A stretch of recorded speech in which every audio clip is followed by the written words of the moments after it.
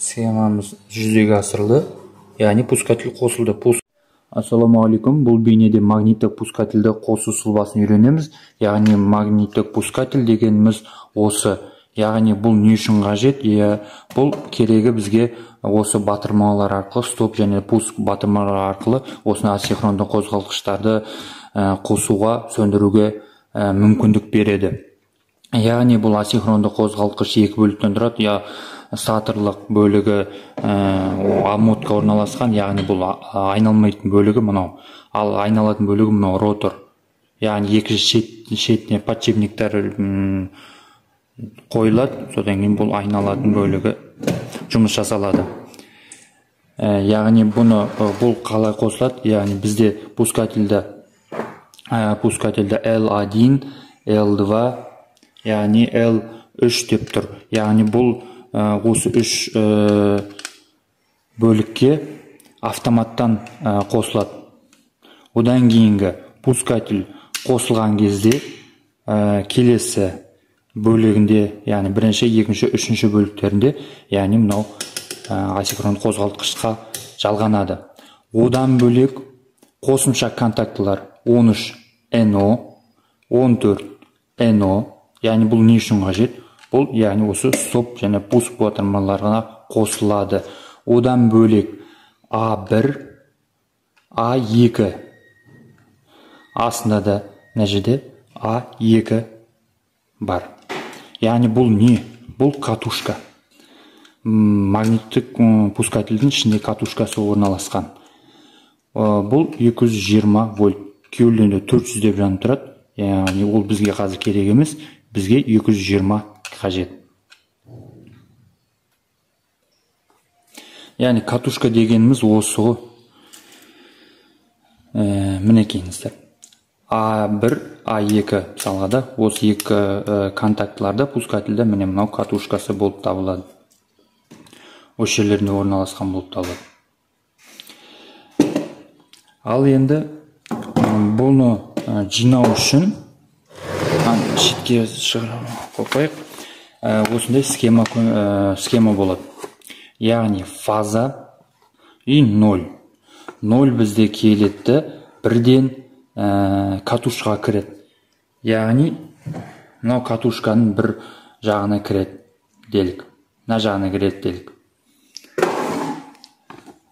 Енді катушкада 0 бар, ендігі керек бізге фаза. Фаза келеді, стоп кнопкасына кіреді. Стоп кнопкасына кіреді, мына жағына кіреді. Стоп кнопкасынан шығып, пуск кнопкасына жіберіледі. Яғни бір контактыдан аласында пускқа жалғаймыз. Пусктан шығып, яғни келетті бізге N13-ке жалғанады. Яғни N13-ке жалғанады. Одан разрыв, яғни пускатель, одан кейін N14-ке жалғанады. N14 келетті A2-ге жалғанады. Енді осы пускательді схемасын жинап көрейік. Мінекейіңіздер, бізде схема дайын, жалғап болдық. Енді жақындап түсініп айтып кетейік. Яғни бізде фаза келіп тұр, яғни фаза келеді, стоп батырмасына жалғанады. Яғни фаза келеді, стопқа жалғанады, стоптан шығып бізде келеді пускқа жалғанады. Мына жақ батырмаға жалғанады. Мына жақ батырмаға жалғанады. Сол батырмадан бір жыла келетті 13-ке жалғанады. Ал келесі пусктың келесі бөлігінде келетті бізге 14-ке жалғанады. 14-тен перемычка кетеді, катушқа кетеді. Ал мына жақ A1-ден бізде 0 кетіп тұр. Яғни бізде осы схеманы жинағанда дәл осы схема стопқа кірді, стоптан шығып, яғни стопқа кіреді фаза, стоптан шықты. Пусқа кірді, пусқа кіреді, сол пустан шығып, мына жерден сол неден 13-ке кетеді. Яғни схемада қараған кезде бізде N13-ке кетіп тұр, мінеге. Осы жерге жалғанады стоптан кейін, мына жерге N13-ке кіреді. Одан кейін пуск келесі бір бөлігінен шығып A2-ге кету керек.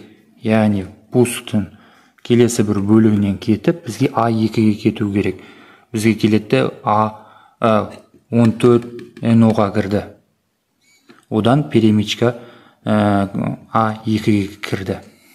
Яғни осы жерде NO перемичка осы жерде кетеді. Яғни пусктан шығып A2-ге бару үшін NO-ға жалғадық. N14-тен шығып жаңағындай катушкаға жалғанды. Яғни катушкаға фаза да кіреді, 0 да кірді бізде. Дәл осы схема.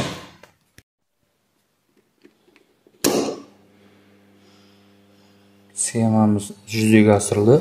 Яғни пускатель қосылды, пуск арқылы қосылды. Сөндіреміз. Яғни осы пуск басқан кезде бізде асинхронды қозғалтқыш қозғалады, айналады. Стопты басамыз, асинхронды қозғалтқыш сөнеді. Осылайша осы схеманы біз жинауды үйрендік.